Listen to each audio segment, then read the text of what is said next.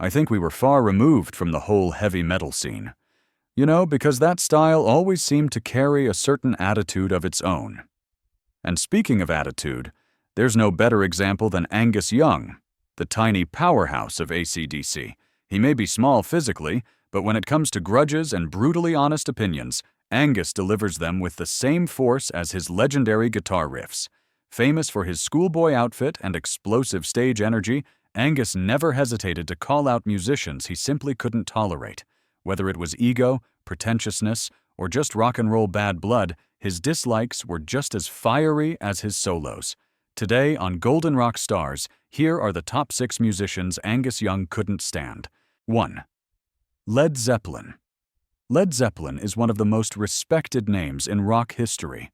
Pioneers of hard rock, masters of iconic riffs, and giants of the live stage. Their influence is undeniable. But even rock royalty isn't safe from criticism, especially from Angus Young, who values honesty just as strongly as he values a powerful guitar tone. Though Angus never outright said he hated Zeppelin, he made it clear that he wasn't impressed with their concerts. He once recalled attending a Zeppelin show and said, "I've seen that band live, and they were on for 3 hours. For 2 and 1 to 2 hours, they bored the audience." The sentence trails off, but the meaning is impossible to miss. To Angus, Zeppelin's long, drawn-out improvisations, extended solos, and slow pacing left the audience disengaged. As someone who believes that rock should be direct, intense, and constantly electrifying, the idea of a band losing momentum for even a moment was unacceptable. AC/DC's philosophy has always been the opposite. No fillers, no extended jamming, just pure voltage from start to finish. So when Angus saw what he considered a disconnect between Zeppelin's talent and their ability to keep a crowd energized, he didn't hesitate to call it out. This doesn't diminish Zeppelin's legendary status, but for Angus, even greatness means little if the energy isn't there every second of the performance. 2. Kiss. In the late 70s and early 80s, AC/DC and Kiss were 2 of the biggest names on the planet. But despite their equal success, their styles could not have been more different. Kiss loved theatrics, makeup, fire-breathing, blood-spitting, massive pyrotechnics. Their shows were spectacles in every sense. Angus Young, however, saw all this as unnecessary flash. To him, these gimmicks were a distraction that covered up the lack of musical depth. While Angus respected their popularity, he openly felt that Kiss relied too much on their image and not enough on the music itself. He preferred rock bands that connected with audiences through raw power, not costumes or stage tricks. This difference was highlighted when Kiss invited AC/DC to tour with them, and AC/DC refused. Gene Simmons later admitted that AC/DC didn't want to be associated with such over-the-top theatrics. To Angus, real rock didn't need fireballs or makeup. It needed tight guitar work, loud amps, and an honest connection with the crowd. In his eyes, Kiss represented style over substance, something he never tolerated. 3. Deep Purple. Few rock guitarists are as honest as Angus Young, and when it came to Deep Purple, he didn't hold back at all. Even though Deep Purple helped shape hard rock and metal, Angus considered their style overly dramatic and lacking authenticity. He once recalled paying to see them live and later said, "I saw Deep Purple live once, and I paid money for it. I thought, geez, this is ridiculous." His criticism wasn't about their technical skill. He knew they could play, but Angus felt they leaned too heavily on theatrics and showmanship, which in his view weakened the raw spirit of rock.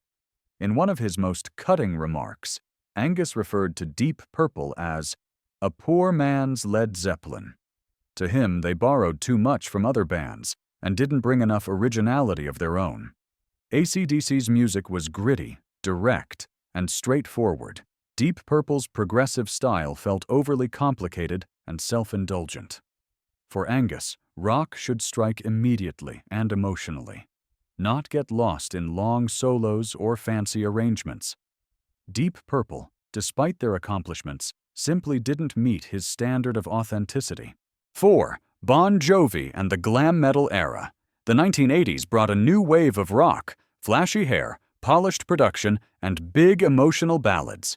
Bands like Bon Jovi, Motley Crue, Poison, and Def Leppard dominated MTV and radio with slick, commercial-friendly rock. But for Angus Young, this new glam metal movement represented everything rock shouldn't become. Though he never singled out Bon Jovi directly, his comments about the glam era made his feelings clear. AC/DC believed in gritty, unpolished, straight-ahead rock. Glam metal, in contrast, leaned on image, fashion, studio sheen, and chart-oriented songwriting. Where AC/DC delivered thunderous riffs and explosive live energy, glam bands relied on choreographed performances, synthesizers, layered vocals, and theatrical emotion. To Angus, that wasn't evolution. It was rock diluted for mass appeal. He felt glam metal traded authenticity for sales, energy for appearance, and raw power for radio-friendly gloss. In his eyes, the heart of rock had been replaced with hairspray and choreography. 5. The Rolling Stones. By 1977, the Rolling Stones were already living legends, but Angus Young felt they were drifting away from the gritty sound that made them iconic in the first place. In an interview that year, Angus bluntly said, "The Rolling Stones get up and play soul music these days. This is supposed to be rock and roll." He believed the Stones were trying too hard to experiment with soul, a genre he respected, but felt they didn't deliver authentically. He even added, "Leave that to the people who do it best, the black people." His wording was blunt, but what he meant was that soul music comes from deep cultural roots that can't simply be borrowed without losing its essence. Angus felt the Stones sounded best when they stuck to blues-driven rock. Raw, loud, and full of attitude. Once they drifted into smoother, more polished, soul-influenced music, he believed they lost the edge that made them great. AC/DC avoided trends entirely, which is why Angus struggled with the Stones' stylistic experiments. To him, consistency mattered more than reinvention.